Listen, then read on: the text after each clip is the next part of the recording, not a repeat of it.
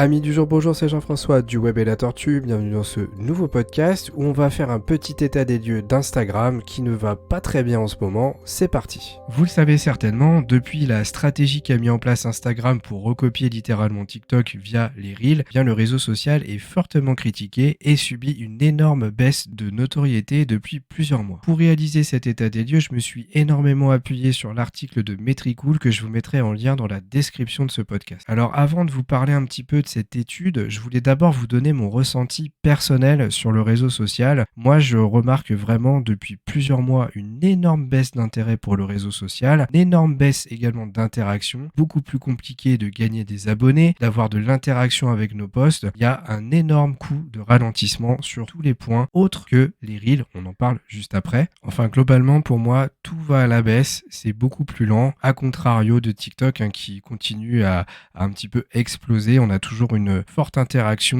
un nombre d'abonnés qui est beaucoup plus facile à gagner, c'est beaucoup plus motivant et il y a beaucoup à mon avis de personnes qui veulent un peu créer leur communauté sur Instagram qui en ce moment doivent perdre patience et se démotiver à cause de tous ces problèmes. Donc maintenant, on va débuter un petit peu l'analyse de l'étude. Il y a eu 185 671 comptes Instagram professionnels étudiés, 1 856 089 posts, 10 millions, en gros 800 000 stories et environ 300 000 reels. Quand même assez intéressant de pouvoir se poser et de regarder tout ça. Alors dans l'étude, ils expliquent tout simplement que si vous basez actuellement votre stratégie sur celle de l'année dernière, c'était plutôt les posts et les stories qui fonctionnaient très très bien. Et bien si vous continuez sur cette lignée-là, vous allez perdre 20 à 25% de votre portée de publication. Si on se focalise d'ailleurs sur la portée des stories, il y a une baisse en moyenne de 7,5% et sur celle des publications de 22,35%. C'est vraiment énorme. Par contre, les Reels, eux, obtiennent entre 2 et 12 fois plus de portée que les publications dans le feed. C'est juste énorme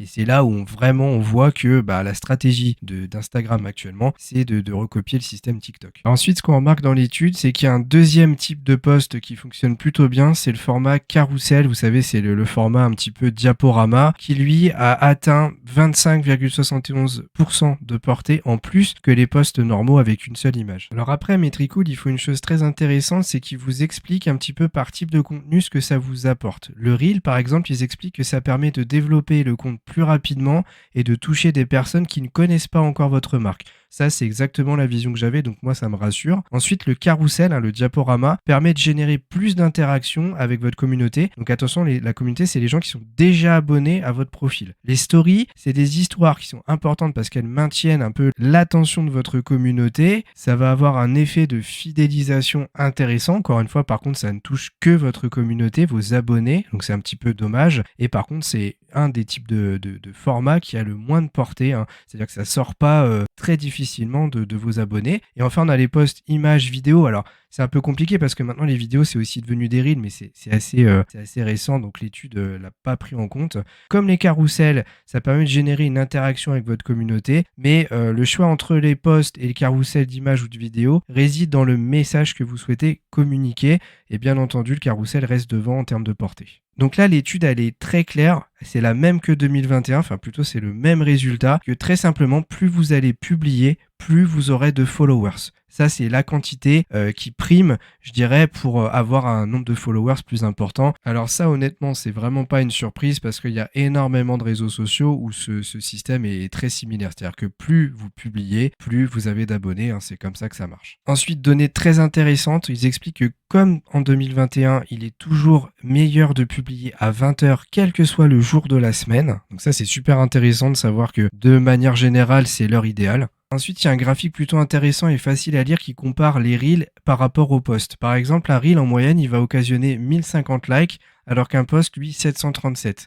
Un post, lui, va avoir 30 commentaires, alors qu'un Reel aura 18 commentaires. C'est marrant parce qu'il en aura moins en moyenne. Par contre, un Reel sera 239 fois enregistré, alors qu'un post, 47 fois. Donc, c'est là qu'on voit que de manière globale, quand même, le Reel, il a une portée et des interactions beaucoup plus élevées de manière générale. Alors je sais pas si ça vous rassure, mais moi l'étude que j'ai lue, elle m'a plutôt conforté parce que en fait j'avais une vision plutôt réaliste parce que des fois on peut simplement se rendre compte par ces études qu'on est complètement dans le faux et moi j'étais plutôt dans cette vision-là donc tout ce que j'ai vu ne m'a pas vraiment surpris. Ça a fait que confirmer un petit peu ce que je pensais, c'est-à-dire que actuellement le seul moyen de gagner des abonnés, d'augmenter sa portée, ses interactions et de gagner des followers, pour résumer, c'est de se concentrer sur les reels. Alors bien entendu, comme la communauté râle beaucoup, c'est à surveiller parce que l'algorithme va peut-être réévoluer dans le sens inverse, c'est-à-dire qu'ils vont un petit peu diminuer la visibilité, l'interaction et surtout la portée des reels pour rééquilibrer un peu tout ça. Mais actuellement, s'il y a une stratégie à faire, elle est très simple.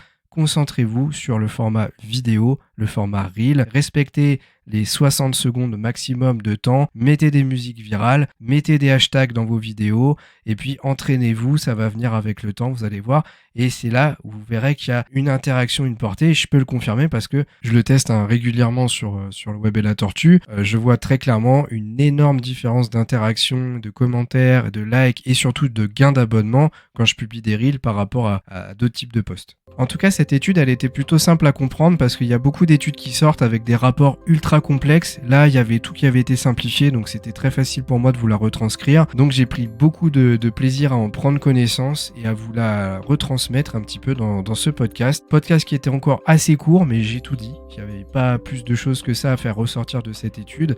J'espère que ça vous a plu. Merci de votre écoute.